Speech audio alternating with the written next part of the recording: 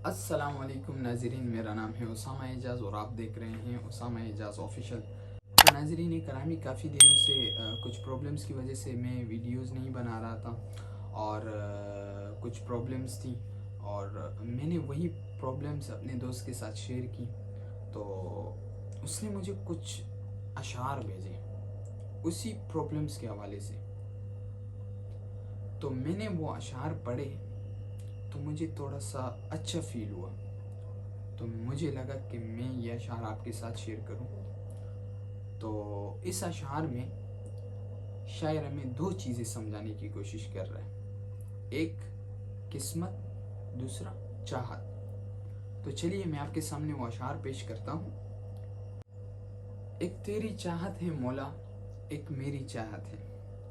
मैंने बहुत चाहा कि वो हो जाए जो मेरी चाहत है, पर खुद को सुपुर्द न कर सका जो तेरी चाहत है। तो तूने तका दिया उससे जो मेरी चाहत है। मेरे मौला, मैंने नाफरमानी की है उससे जो तेरी चाहत है, मगर तू ही है जो बख्श दे मुझको जो मेरी चाहत है, क्योंकि वही होता है जो तेरी चाहत है। तो नाज़रीन करामी, इस अशार में शायर ने कुछ अल्फाजों में हमें ये समझाने की कोशिश की है कि चाहत और किस्मत ये दोनों एक दूसरे के बगैर कुछ नहीं। मिसाल के तौर पर मेरे पास ये पेन है, मिसाल के तौर पर मेरे पास ये पेन है, ये पेन यहाँ पर पड़ी हुई है। अगर मेरी किस्मत में हुआ ये पेन और मेरी चाहत है कि ये पेन मेरा हो जाए, और अगर मेरी किस्मत में हुआ कि ये पेन मुझे मिलेगा तो ये पेन मेरे पास आ जाएगा। अगर मेरी चाहत नहीं हुई और मेरी किस्मत में ये पेन लिखा हो तो ये तो मुझे मिल जाएगा, मगर मैं इसका इस्तेमाल नहीं करूँगा क्योंकि मेरी चाहत ही नहीं होगी इसकी। तो चलिए मैं आपको इन अशार के बारे में कुछ बताता हूँ कि पहले शेर में शायर ने कहा है कि एक तेरी चाहत है मौला, एक मेरी चाहत है। यानी कि इसमें दो चाहतें बयान हो रही है, एक अल्लाह की चाहत, दूसरी इंसान की चाहत। अल्लाह की चाहत क्या है? अल्लाह की चाहत ये है कि अल्लाह की इबादत करना, हुकूक अल्लाह और हुकूकुल इबाद का ख्याल रखना, ये अल्लाह की चाहत है। और दूसरी चाहत इंसान की चाहत। इंसान की चाहत वक्त के साथ साथ बदलता रहता है। मिसाल के तौर पर मैंने एक मोबाइल लिया, मेरी चाहत थी कि मैं ये मोबाइल ले लूँ, मैंने वो मोबाइल ले लिया। उसके बाद उससे अच्छा मोबाइल आ जाएगा, मेरी चाहत बढ़ जाएगी, मेरी चाहत उस दूसरे मोबाइल पर, नए वाले पर आ जाएगी, तो मुझे वो चाहिए होगा। तो चाहत इंसान की बदलती रहती है, हर इंसान की मुख्तलिफ चाहतें होती हैं, किसी को मोबाइल, किसी को कुछ, किसी को कुछ। दूसरे शेर में शायर कहता है कि मैंने बहुत चाहा कि वो हो जाए जो मेरी चाहत है। इस शेर में शायर कहता है कि मैंने बहुत चाहा, मैंने बहुत कोशिश की कि ये चीज़ मुझे मिल जाए। मैंने कोशिश की, मैं लगा रहा क्योंकि ये चीज़ मेरी चाहत थी, मैं इसके पीछे लगा। मैंने ये भी नहीं देखा कि ये सही रास्ता है या गुनाह का रास्ता है। मैंने बस, मुझे वो चीज़ चाहिए थी तो मैं उसके पीछे लग गया। मैंने उसको हासिल करने की कोशिश बहुत ज़्यादा की, मगर शायर तीसरे शेर में कहता है कि पर खुद को सुपुर्द न कर सका उसमें जो तेरी चाहत है। तो शायर ये कह रहा है कि मैं खुद को सुपुर्द नहीं कर सका, मतलब कि मैं इतना मसरूफ़ हो गया था उस चीज़ के पीछे,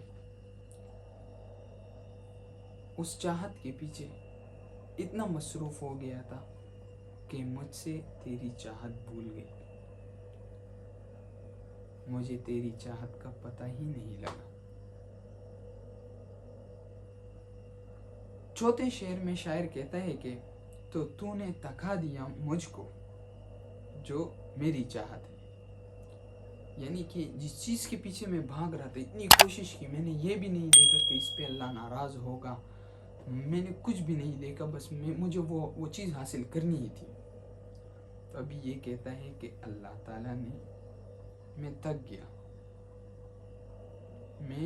گیا، اللہ تعالیٰ نے مجھے تھکا دیا، کیونکہ وہ چیز میری قسمت میں نہیں ہے، وہ مجھے کیوں ملے گی؟ وہ نافرمانی کا راستہ ہے، میں نے نافرمانی بھی کی۔ یہی بات پانچویں شعر میں شاعر کہتا ہے، میرے مولا میں نے نافرمانی کی اس سے جو تیری چاہت ہے، یعنی کہ میں نے نافرمانی کی اس سے جو تیری چاہت ہے۔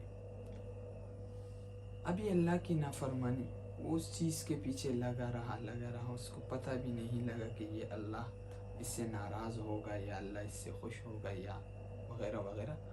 تو اس نے کسی چیز کو نہیں دیکھا، اس چیز کو حاصل کرنے کی کوشش کی، مگر یہ بھول گیا کہ اللہ ناراض ہو رہا ہے مجھ سے، یہ چیز صحیح نہیں ہے اللہ کے ہاں۔ اس کے بعد اپنی پشیمانی ظاہر کرتے ہوئے چھٹے شعر میں شاعر کہتا ہے، مگر تو ہی ہے بخش دے مجھ کو جو میری چاہت ہے۔ اب شاعر یہ کہہ رہا ہے کہ تو مجھے بخش دے، تو مجھے بخش دے، کیونکہ میں نے بہت نافرمانی کی تیری، ابھی تیرے سوا میرا کوئی نہیں، ابھی میری صرف یہی چاہت ہے، میں اس چاہت کو بھول گیا، میں سب چاہتوں کو بھول گیا، میری صرف ایک ہی چاہت ہے، اے اللہ تو مجھے معاف کر دے۔ آخری شعر میں شاعر کہتا ہے کہ کیونکہ ہونا تو وہی ہے جو تیری چاہت ہے۔ تو شاعر نے آخر میں اپنی پشیمانی ظاہر کرتے ہوئے کہا ہے کہ کیونکہ ہونا تو وہی ہے جو تیری چاہت ہے، بے شک ہوتا تو وہی ہے جو میرا رب چاہتا ہے۔ تو ناظرین، یہ تھے وہی اشعار جو مجھے دوست نے بھیجے۔ میں کافی زیادہ سکون فیل کرتا ہوں جب بھی یہ اشعار پڑھتا ہوں، کیونکہ اس سے مجھے اللہ کی وحدانیت کا پتہ چلتا ہے، اس سے مجھے یہ پتہ چلتا ہے کہ اگر ایک چیز کے پیچھے میں بھاگوں اور وہ اللہ کو پسند بھی ہو تو اس میں کوشش کروں گا تو اللہ مجھے کامیاب، وہ چاہت مجھے اللہ دے کر ہی رہے گا۔ اگر میں غلط راستے پر اگر میں جاؤں جس سے اللہ ناراض ہو رہا ہے اور وہ چیز مجھے حاصل کرنی ہے، اور اگر وہ چیز آپ کی قسمت میں ہوئی تو آپ کو مل جائے گی، مگر اگر آپ کی قسمت میں نہیں ہوئی وہ آپ کو کبھی بھی نہیں ملے گی۔ تو ناظرین، یہ تھے وہ اشعار جو میں نے آپ کے ساتھ شیئر کیے، اور ہمیں چاہیے کہ ہم اللہ کی نافرمانی نہ کریں، تو اور صحیح راستہ اختیار کریں۔ ہمارے سامنے دو راستے ہیں، ہمیں پتہ ہوتا ہے یہ صحیح ہے یہ غلط، پھر بھی ہم صحیح کو چھوڑ کے غلط پر کیوں جاتے ہیں؟ یہ ہماری کمزوری ہے۔ تو ناظرین، آج کے لیے بس اتنا ہی۔ نیکسٹ ویڈیو میں آپ سے ملاقات ہوگی، کچھ نئے الفاظ، کچھ نئے انداز، کچھ نئی باتوں کے ساتھ۔ تو ابھی اسامہ اعجاز کو اجازت دیجیے۔ السلام علیکم ورحمۃ اللہ وبرکاتہ۔